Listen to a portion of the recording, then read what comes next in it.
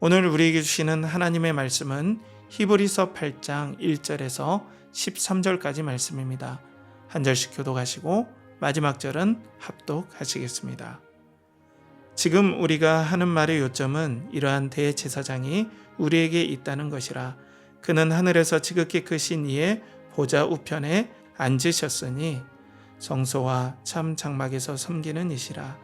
이 장막은 주께서 세우신 것이요 사람이 세운 것이 아니니라. 대제사장마다 예물과 제사 드림을 위하여 세운 자니 그러므로 그도 무엇인가 드릴 것이 있어야 할지니라.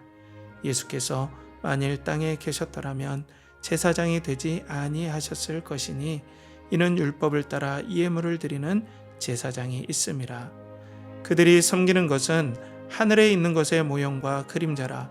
모세가 장막을 지으려 할 때에 지시하심을 얻은 것 같으니 이르시되 산과 모든 것을 산에서 내게 보이던 본을 따라 지으라 하셨느니라. 그러나 이제 그는 더 아름다운 직분을 얻으셨으니 그는 더 좋은 약속으로 세우신 더 좋은 언약의 중보자시라. 저 첫 언약이 무음하였더라면 둘째 것을 요구할 일이 없었으려니와 그들의 잘못을 지적하여 말씀하시되 주께서 이르시되 볼지어다 날이 이르리니 내가 이스라엘 집과 유다 집과 더불어 새 언약을 맺으리라.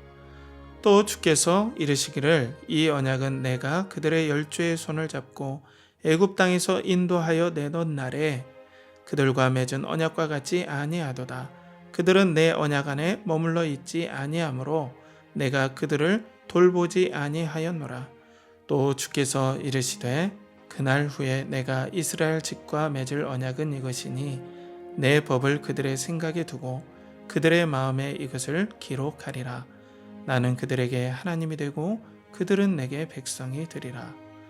또 각각 자기 나라 사람과 각각 자기 형제를 가르쳐 이르기를 주를 알라 하지 아니할 것은 그들이 작은 자로부터 큰 자까지 다 나를 알미라. 내가 그들의 불의를 긍휼히 여기고 그들의 죄를 다시 기억하지 아니하리라 하셨느니라. 함께 합독하겠습니다. 새 언약이라 말씀하셨음에 첫 것은 낡아지게 하신 것이니 낡아지고 쇠하는 것은 없어져 가는 것이니라. 아멘.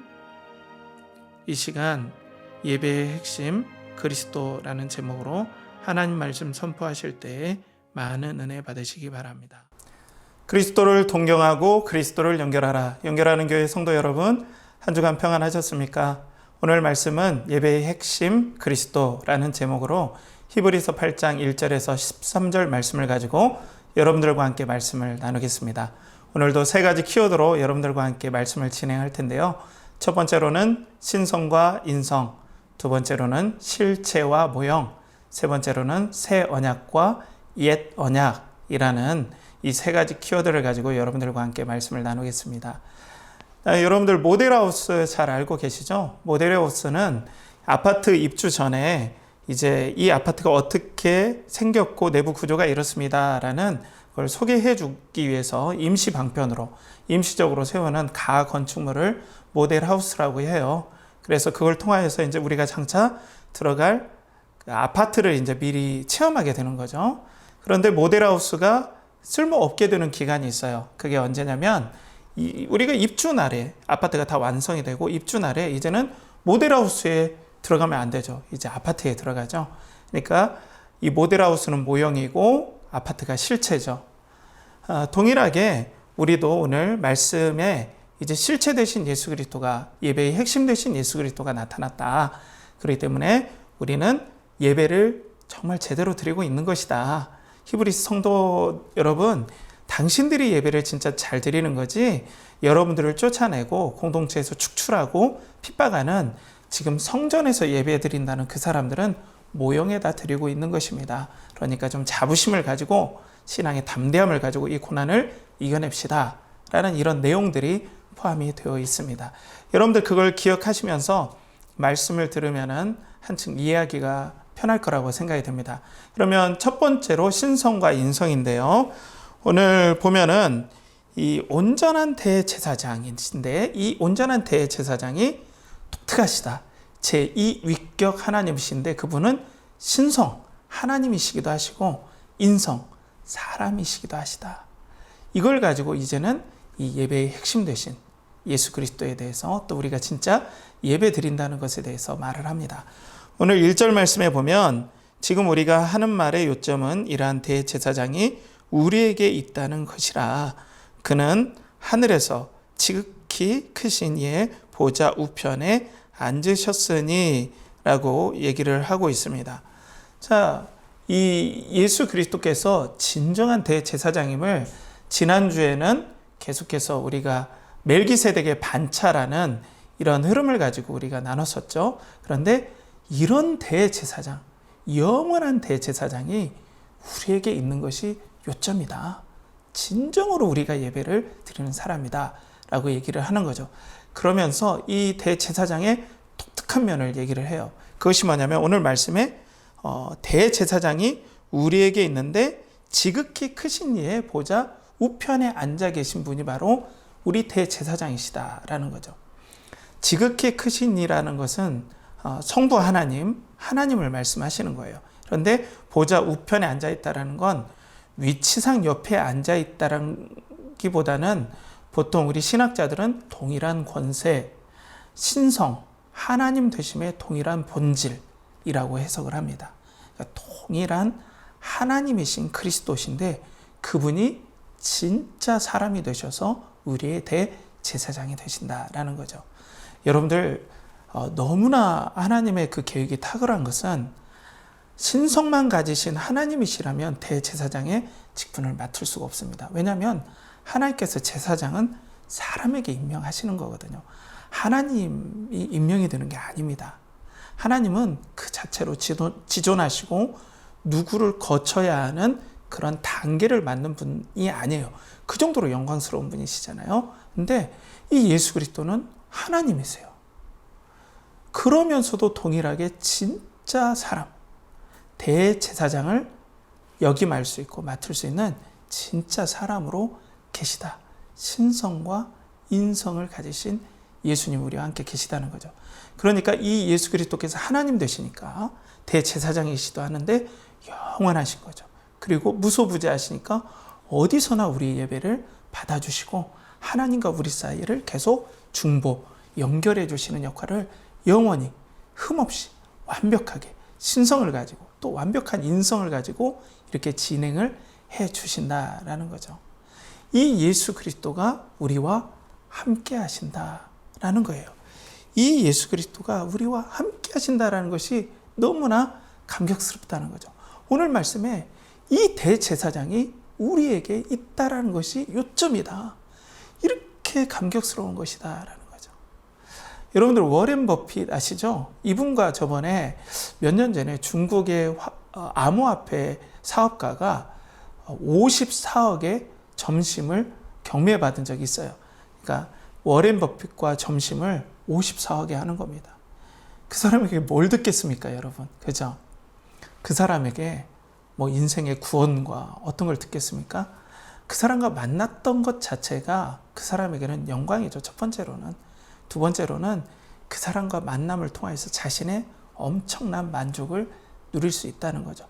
거기에 54억을 투자합니다. 그러면 이러한 대제사장, 신성과 인성을 가지신 예배의 핵심 되신 그리스도가 우리와 함께 하신다는 거죠. 이 하나님이 우리와 함께 하십니다, 여러분. 예수 그리스도께서 우리를 소중히 여기셔서 우리와 동행하시는 거예요. 여러분들의 일터에서 우리 주 예수 그리스도께서 동행한다고 생각해 보세요. 워렌 버핏과 점심 한 번만 해도 54억인데 신성과 인성을 가지신 가장 영광스러운 예수 그리스도께서 여러분들과 영원히 동행하신다는 이 기가 막힌 사실이 여러분들한테 왜 자랑이 되지 않아야 될까요? 자랑스러운 거죠. 너무나 놀라운 거죠.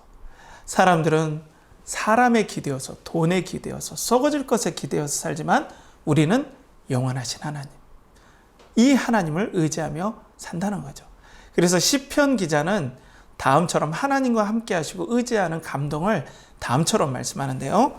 시편 20편 7절에 보면 어떤 사람은 병거, 어떤 사람은 말을 의지하나 우리는 여호와 우리 하나님의 이름을 자랑하리로다. 어떤 사람은 말과 또 다른 힘을 의지한다. 사람을 의지하지만 우리는 여호와 하나님을 의지하고 자랑한다라는 이 자부심, 이 대제사장이 우리와 함께 하신다는 은혜가 있을 때 뭐가 무섭겠습니까, 여러분? 두려움이 올 수는 있어요. 그런데 뭐가 무섭겠습니까? 하나님과 함께 한다는 은혜가 계속 쏟아지면 우리가 위축되었다가도 막 전진할 수 있는 거죠. 하나님 바라보고 가는 거죠. 얼마나 주변 상황이 불안합니까? 그렇지만 이 대제사장, 영원하시고 완전하시며 우리와 함께 하시는 이 영광스러운 분이 우리와 함께 하신다는 겁니다. 그러니 여러분, 용기를 잃지 마시고 힘을 내시길 바랍니다. 이 대제사장 우리 주 예수 그리스도께서 여러분들의 예배를 받아주시고 여러분들과 긴밀하게 동행하시는 걸 너무 기뻐하십니다. 그걸 잊지 마시고 이 한 주도 여러분 주님과 동행하시는 귀한 은혜가 있길 바랍니다. 두 번째로서는 실체와 모형인데요. 자, 이것은 뭐냐면 우리가 진짜 예배를 드린다. 진짜 실체가 나타났기 때문에 앞전에 제가 말씀드린 것처럼 모델하우스는 아파트가 세워지면 부셔요. 마찬가지로 율법에 나타난 제사장 그리고 제사의 형식, 성전은 진짜 대제사장과 진정한 성전 되신 예수 그리스도께서 나타나셨다면 이건 폐해질 것이다. 이제는 예수 그리스도께 또 성전 되신 진짜 대제사장 되신 그 예수 그리스도께 예배를 드리는 시대다. 그렇기 때문에 우리는 실체의 예배를 드린다. 그러니까 위축되지 말아라 라고 얘기를 하는 겁니다. 오늘 본문 말씀을 좀 보겠습니다. 오늘 2절에서 5절까지 말씀을 제가 좀 쭉 읽어드려야 될 것 같아요. 자, 2절부터 성소와 참 장막에서 섬기는 이시라. 이 장막은 주께서 세우신 것이요 사람이 세운 것이 아니니라. 그러니까 성소와 참 장막은 똑같은 말이에요. 그러니까 진짜 성전을 성소, 진정한 성소, 진정한 장막, 하나님이 계신 성전을 뜻하는 거죠. 이걸 하나님께서 세우셨다. 곧 하늘에 있는 진정한 이제는 성전이 있다. 그 성전이 예수 그리스도입니다. 따로 성전이 세워졌다는 게 아니에요. 또 3절에 보면 대제사장마다 예물과 제사 드림을 위하여 세운 자니 그러므로 그도 무엇인가 드릴 것이 있어야 할지니라. 예수께서 만일 땅에 계셨더라면 제사장이 되지 아니하셨을 것이니 이는 율법을 따라 예물을 드리는 제사장이 있음이라. 그들이 섬기는 것은 하늘에 있는 것의 모형과 그림자라. 모세가 장막을 지으려 할 때에 지시하심을 얻은과 같으니 이르시되 산과 모든 것을 산에서 내게 보이던 본을 따라 지으라 하셨느니라 라고 말씀하고 있습니다. 사랑하는 성도 여러분, 그러니까 예수 그리스도께서 이 땅에 계셨다면 아마 제사장의 역임을 하지 않으셨을 겁니다. 왜냐하면 율법에 따라 예물을 가지고 드리는 제사장이 있기 때문에 굳이 예수님께서 여기서 없어질 제사의 직무를 행하지 않습니다. 이것은 다 모형입니다. 그건 어떻게 됐냐면 모세가 시내산에서 하나님께서 이런 식양, 어떤 양식, 어떻게 지으라는 것들을 실체를 보고 그것을 본따서 임시적인 모형으로 성전과 대제사장직을 정했습니다. 하나님께 받아서. 그리고 난 다음에 그 실체를 바라보면서 모형에서 예배를 드렸던 거죠. 모델하우스에서 입주를 바라보는 거죠. 이것과 똑같은 거예요. 그러니까 진짜 실체는 바로 예수 그리스도라는 거죠. 자, 이 배경을 잠깐 보면 우리가 계속 히브리서를 지금 나누고 있잖아요. 히브리서 교회 공동체, 이것을 받은 교회 공동체 성도들이 핍박을 받았단 말이에요. 동족인 유대인들한테. 너희들은 성전에서 예배도 드리지 않고 대제사장도 없는데 너희들이 어떻게 예배냐라는 거죠. 너희가 어떻게 예배를 드리는 거냐?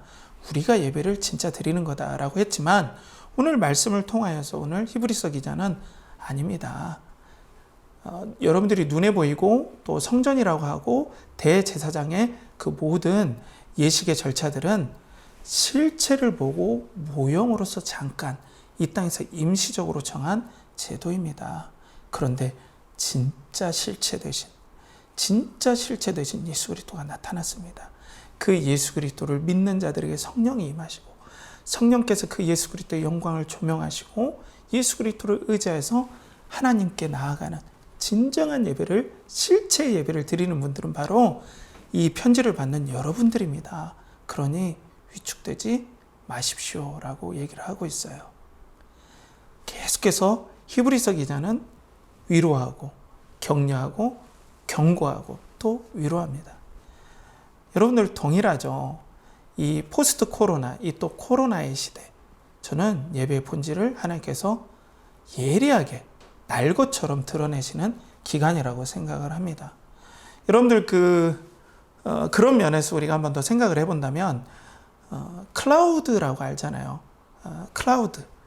그러니까 드라이브인데 계속해서 어디나 접속할 수 있는 이 클라우드 시스템을 여러분들 알 것입니다. 예전에는 컴퓨터가 있는 곳에만 자료가 있었어요.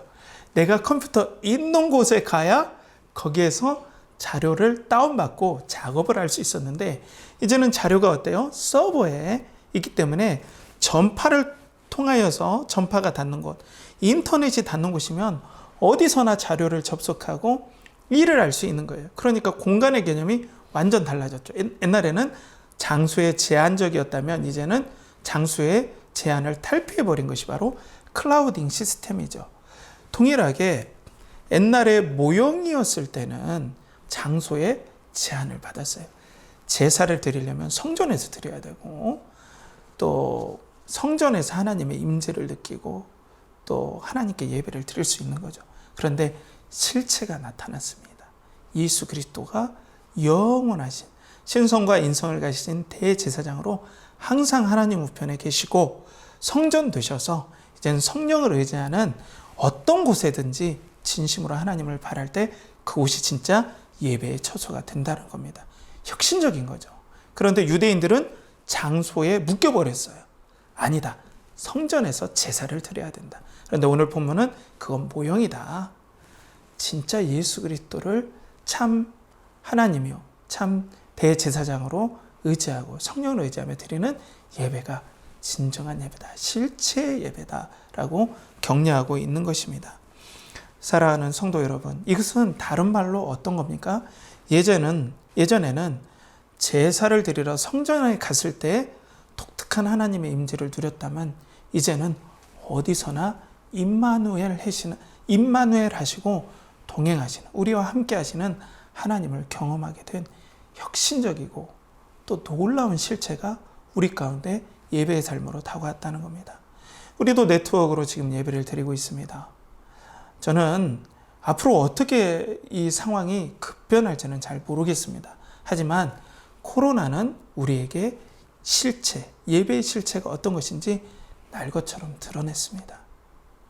신령과 진정으로 지금 여러분들이 예배를 드리신다면 영원하신 대제사장, 또 실체하시고 영원히 하나님 우편에 계시며 이 대제사장이 우리에게 있다면 대제사장이 있는 곳에서 예배가 이루어지는 것입니다. 여러분들 오늘 예배에 신령과 진정으로 더욱더 집중하시길 바랍니다. 예배에 하나님의 임재가 가득 임하는 것들을 이 네트워크를 통해서도 경험하시길 바랍니다. 그리고 여러분들 삶 가운데 임마누엘 하시는 그 예수 그리스도와 친밀하게 동행하셔서 이 만만치 않은 삶 가운데 정말 외롭잖아요. 사람들은 병거를 의지하고 돈을 의지하고 성공을 의지하지만 우리와 임마누엘해 계시고 어디서나 우리의 예배를 받아주시는 예수 그리스도를 통해서 하나님과 동행하고 그 하나님과 친밀한 동행을 통해서 위로를 받고 격려를 받는 여러분들의 삶 되시길 간절히 축복합니다. 마지막으로 새 언약과 옛 언약입니다. 새 언약과 옛 언약인데요. 이것은 뭐냐면 옛 언약은 아까 말씀드린 것처럼 모형이다, 임시적이다, 그리고 실체가 나타나면 폐기할 것이다.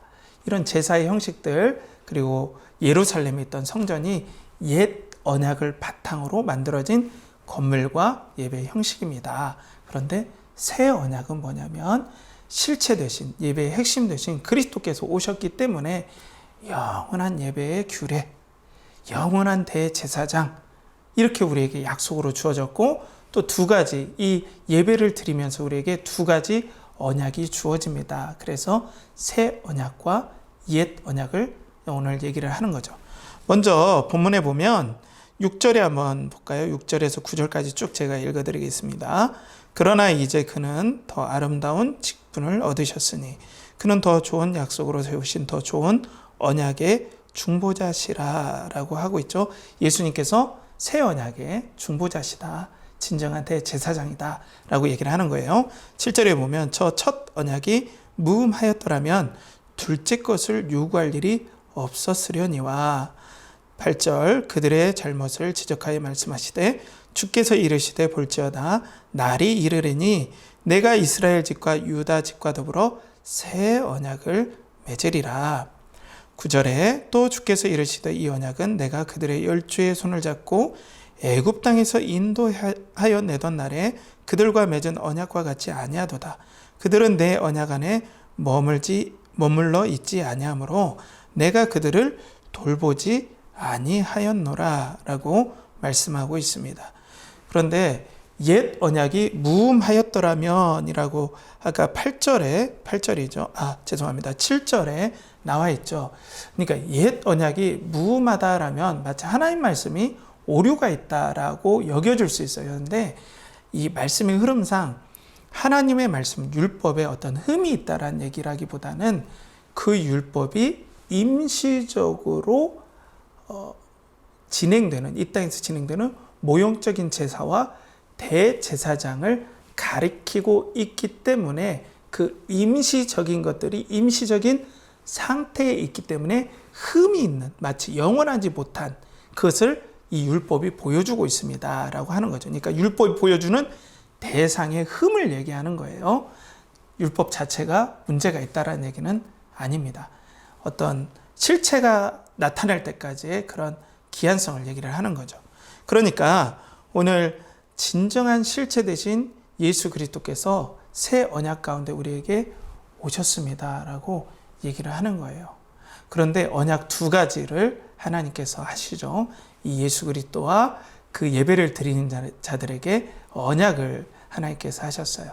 그 예레미야 말씀을 가지고 지금 인용을 하는데요. 첫 번째 언약은 마음의 변화를 얘기를 해요. 자, 10절, 11절에 보면은 또 주께서 이르시되 그날 후에 내가 이스라엘 집과 맺을 언약은 이것이니 내 법을 그들의 생각에 두고 그들의 마음에 이것을 기록하리라. 나는 그들에게 하나님이 되고 그들은 내게 백성이 되리라. 또 각각 자기 나라 사람과 각각 자기 형제를 가르쳐 이르기를 주를 알라 하지 아니할 것은 그들이 작은 자로부터 큰 자까지 다 나를 알미라 라고 얘기를 합니다.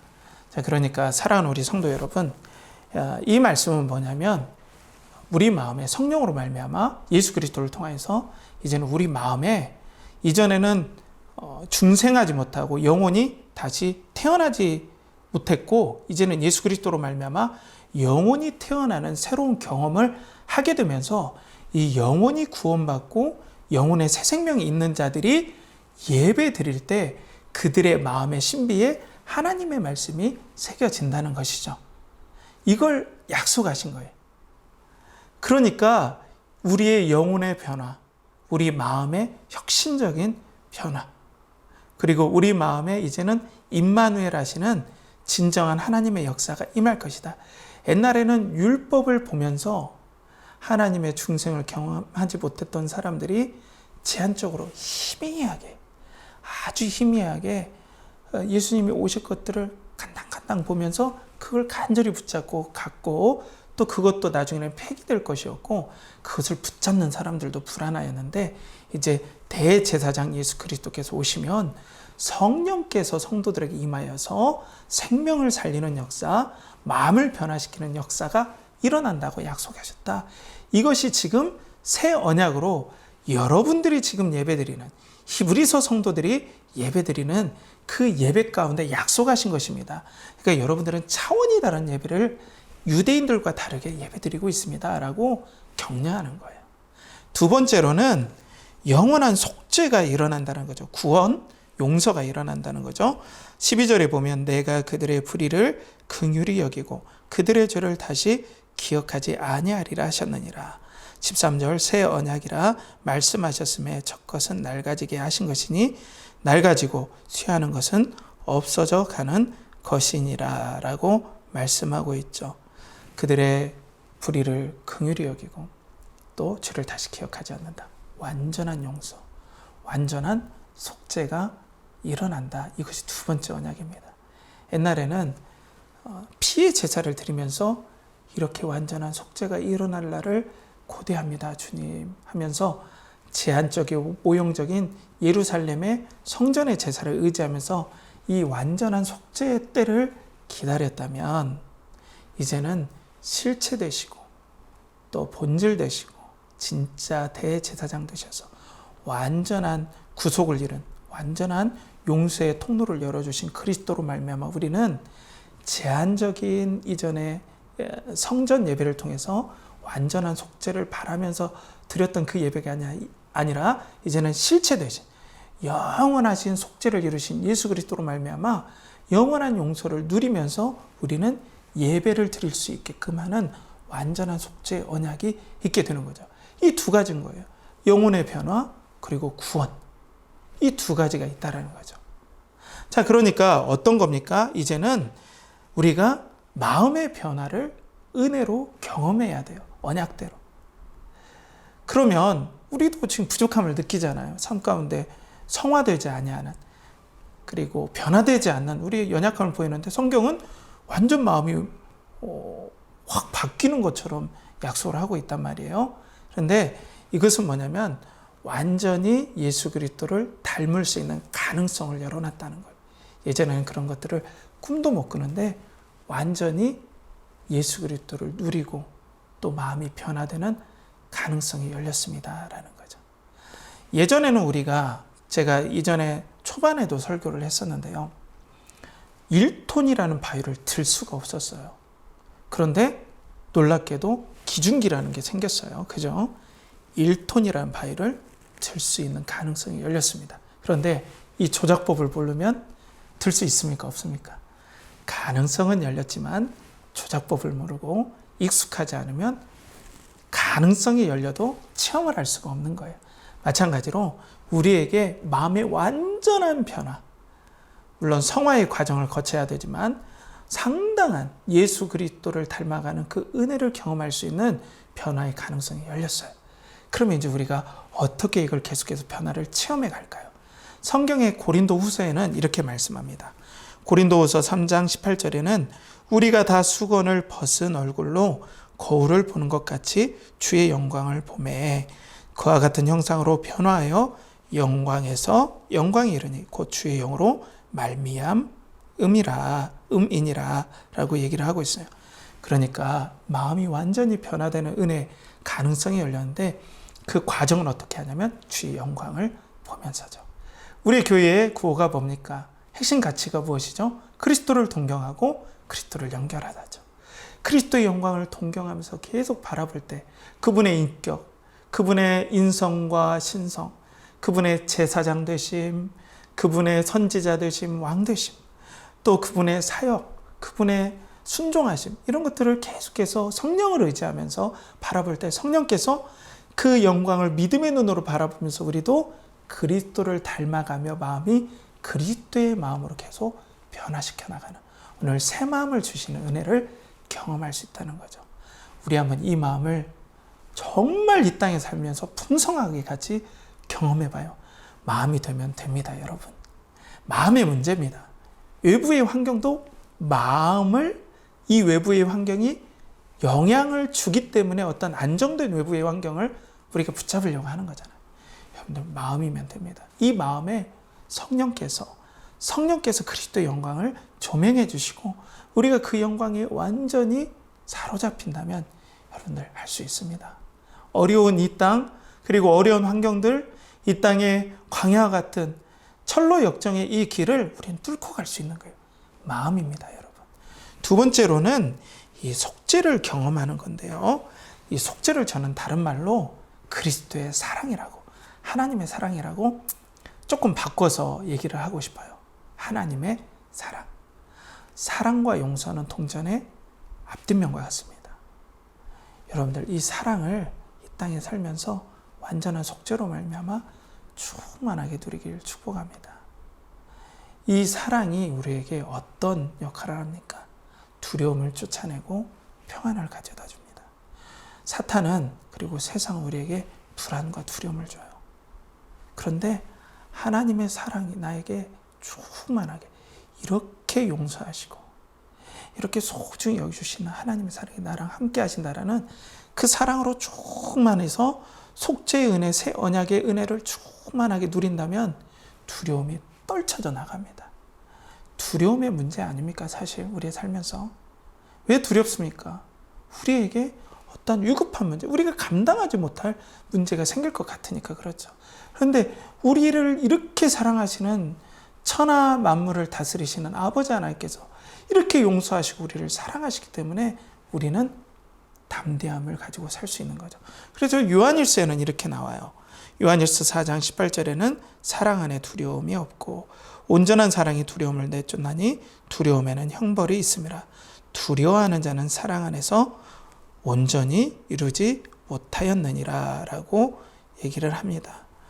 사랑하는 성도 여러분, 말씀을 요약하겠습니다. 우리는 오늘 세 가지 키워드로 말씀을 나눴죠. 신성과 인성, 그리고 실체와 모형, 새 언약과 옛 언약.